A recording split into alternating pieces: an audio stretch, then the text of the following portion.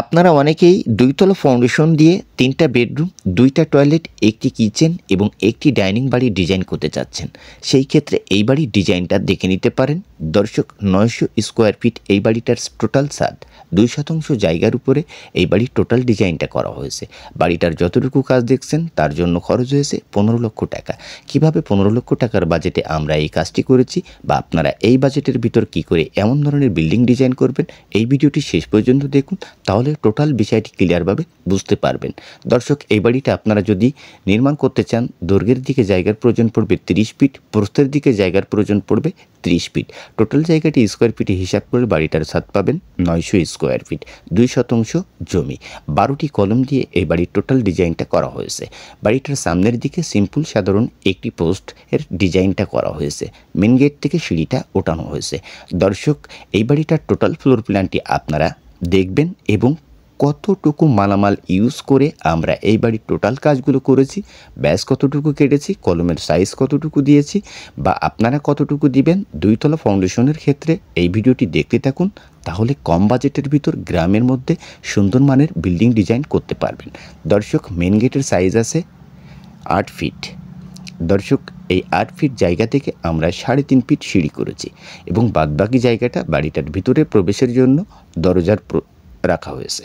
দর্শক, ডান সাইডে পাবেন 2টা বেডরুম, বাম সাইডে পাবেন একটি বেডরুম, 2টা টয়লেট, একটি কিচেন। মেন গেটের সামনে আরও একটি দরজা রাখা হয়েছে। দর্শক, 9000 ইটের গাঁথনি দিয়ে ইট দিয়ে বাড়িটার টোটাল গাঁথনির কাজ সম্পূর্ণ করা হয়েছে এবং পিকেটের প্রয়োজন পড়েছে মোট 11,000, ফাউন্ডেশন থেকে বাড়িটার ছাদ ঢালাই পর্যন্ত। দর্শক, রডের প্রয়োজন পড়েছে মোট 4 টন, মিস্ত্রি খরচ হয়েছে 1,90,000 টাকা। টোটাল বিষয়টি ক্লিয়ারভাবে দেখে নিন। এই রুমের size 14 feet 5 inch by 11 fit.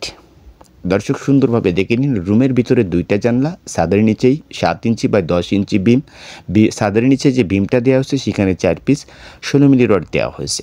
বাড়িটার যে সিঁড়ি করা হয়েছে প্রত্যেকটা ধাপের হাইট 6 ইঞ্চি করে এবং আমরা যে ইট দিয়ে গাঁথনি করেছি প্রত্যেক 2000 ইটের মূল্য 22,000 টাকা। দর্শক, আপনারা কমেন্টে জানাবেন এই বাড়ির টোটাল ডিজাইনটা কেমন হলো। 12টি কলম দিয়ে এই বাড়ির টোটাল ডিজাইনটা করা হয়েছে।